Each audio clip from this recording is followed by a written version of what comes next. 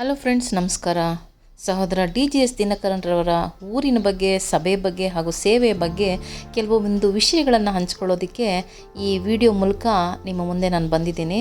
ಈ ವಿಡಿಯೋ ಇಷ್ಟ ಆದರೆ ಲೈಕ್ ಮಾಡಿ, ಶೇರ್ ಮಾಡಿ, ಸಬ್ಸ್ಕ್ರೈಬ್ ಮಾಡಿ. ಬನ್ನಿ ವಿಡಿಯೋದೊಳಗಡೆ ಹೋಗೋಣ. ತಿರುನಲ್ವೇಲಿ ಪಟ್ಟಣದ ಸೊರಂಡೆ ಎಂಬ ಗ್ರಾಮದಲ್ಲಿ ಈಗ ನಾನಿದ್ದೀನಿ. ಸುಂದರವಾದಂಥ ಹಸಿರು ವನಸರಿಗಳಿಂದ ತುಂಬಿರತಕ್ಕಂಥ ಗ್ರಾಮ ಇದು. ಬಾಲ್ಯದಲ್ಲಿ ಅವರು ಅಟೆಂಡ್ ಮಾಡ್ತಾ ಇದ್ದಂಥ ಸಭೆಯನ್ನು ಈಗ ನಾನು ನಿಮಗೆ ತೋರಿಸ್ತಾ ಇದ್ದೀನಿ. ನೋಡಿ, ಸುಂದರವಾದಂಥ ಸಭೆ, ಮುಂಭಾಗ ಹಿಂಭಾಗ ಆ ಒಂದು ದಾರಿ ನೋಡಿ. ಈಗ ನನ್ನ ಸಭೆ ಒಳಗಡೆ ನಾನು ನಿಮ್ಮನ್ನು ಕರ್ಕೊಂಡು ಹೋಗೋದಕ್ಕೆ ಪ್ರಯತ್ನ ಪಡ್ತೇನೆ. ನೋಡಿ, ಇದು ಸ್ಥಾಪನೆ ಮಾಡಿರ್ತಕ್ಕಂಥ ಡೀಟೇಲ್ಸನ್ನು ಅಲ್ಲಿ ಹಾಕಿದ್ದಾರೆ. ನೋಡಿ, ಇದು ರಿನೋವೇಷನ್ ಇನ್ನೂ ನಡೀತಾ ಇದೆ. ಸುಂದರವಾಗಿ ಕಾಣ್ತಾ ಇದೆ ಅಲ್ಲ. ಪರಿಶುದ್ಧವಾದಂಥ ದೇವಜನರು ಅಟೆಂಡ್ ಮಾಡ್ತಾ ಇದ್ದಂಥ ಸಭೆ ಇದು. ಒಂದು ಚಿಕ್ಕ ಗ್ರಾಮ, ಆ ಗ್ರಾಮದಲ್ಲಿ ಈ ಒಂದು ಸಭೆ. ಸುಂದರವಾದಂಥ ವಾತಾವರಣ, ಎಷ್ಟು ಚೆನ್ನಾಗಿ ಕಾಣಿಸ್ತಾ ಇದೆ ಅಲ್ಲ.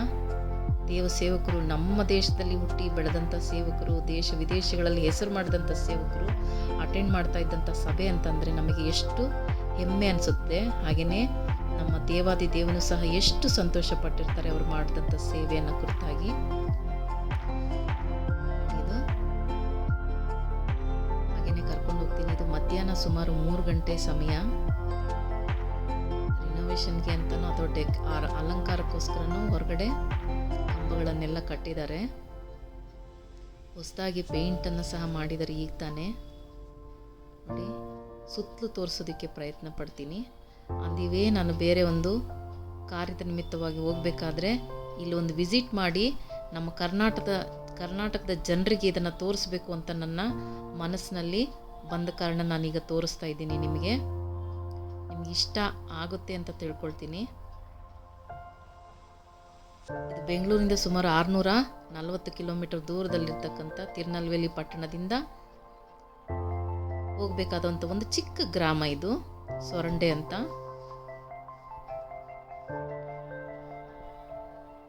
ನೋಡಿ, ಇದು ಮೇನ್ ಡೋರನ್ನು ಹಾಕಿದ್ದಾರೆ ಅಲ್ಲಿ.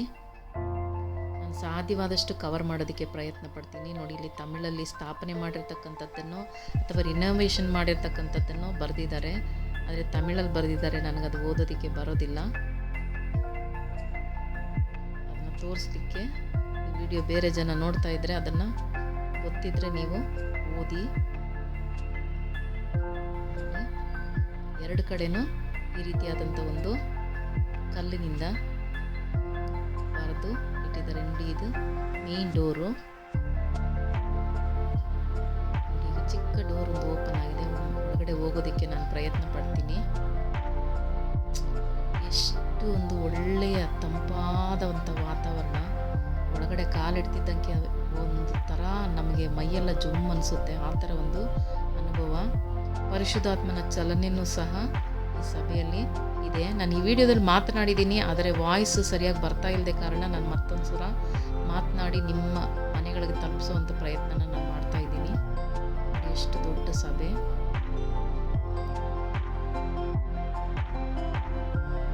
ತುಂಬಾ ಚೆನ್ನಾಗಿದೆ. ಒಂದು 10 ನಿಮಿಷ ಅಲ್ಲಿ ಕೂತ್ಕೊಂಡ್ರೆ ಸಾಕು, ಅಷ್ಟು ಪರಿಶುದ್ಧಾತ್ಮನ ಎನ್ಕೌಂಟರ್ ಆದಂಗೆ ನಮಗೆ ಅನುಭವ ಆಗುತ್ತೆ.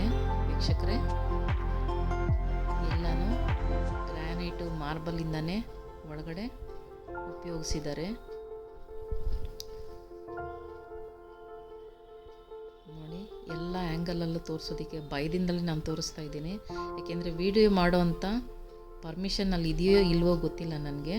ಆದರೆ ನಾನು ವಿಡಿಯೋ ತೆಗೆದು ನಿಮಗೆ ತಲುಪಿಸ್ಬೇಕು ಅಂತ ಅನ್ನೋದು ನನ್ನ ಆಸೆ ಆಗಿತ್ತು. ಹಾಗೆಯೇ ಅದನ್ನು ತಲುಪಿಸುವಂಥ ಪ್ರಯತ್ನನೂ ನಾನು ಪಟ್ಟಿದ್ದೀನಿ. ನಮ್ಮ ನಾಡಿನಲ್ಲಿ ಹುಟ್ಟಿ ನಮಗೆ ಬಹಳ ಹೆಮ್ಮೆ ತಂದಂಥ ಸಹೋದರ DGS ದಿನಕರನ್ ಅವರು.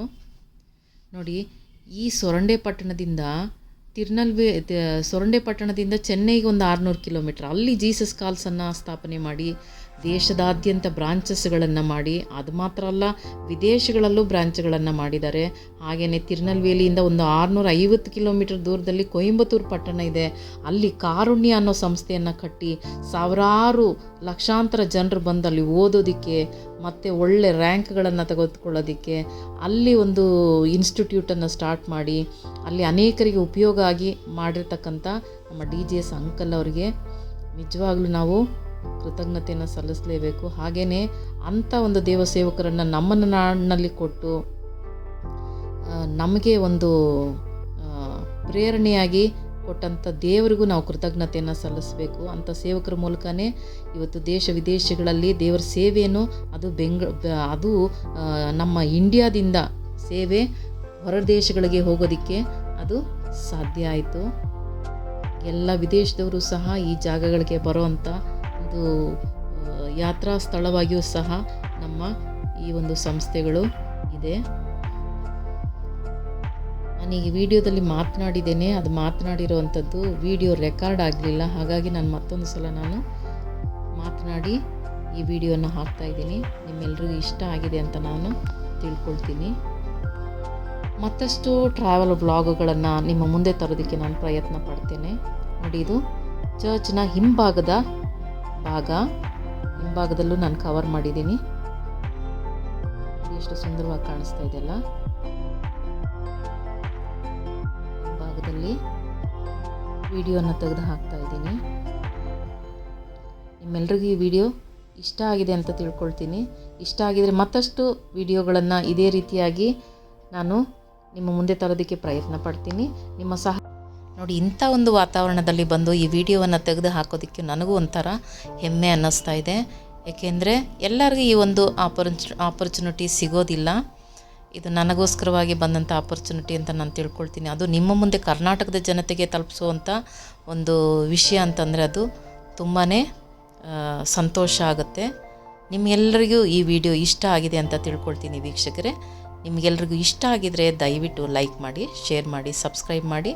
ಹಾಗೆಯೇ ಮತ್ತಷ್ಟು ವಿಡಿಯೋಗಳನ್ನು ನಿಮ್ಮ ಮುಂದೆ ನಾನು ಹೀಗೇ ತರೋದಕ್ಕೂ ನಿಮ್ಮ ಪ್ರೋತ್ಸಾಹ ನನಗೆ ತುಂಬಾ ಅವಶ್ಯಕ. ಮತ್ತೊಂದು ಹೊಸ ವಿಡಿಯೋದಲ್ಲಿ ನಿಮ್ಮನ್ನು ಭೇಟಿ ಆಗ್ತೀನಿ. ಅಲ್ಲಿ ತನಕ ಟೇಕ್ ಕೇರ್, ಬಾಯ್.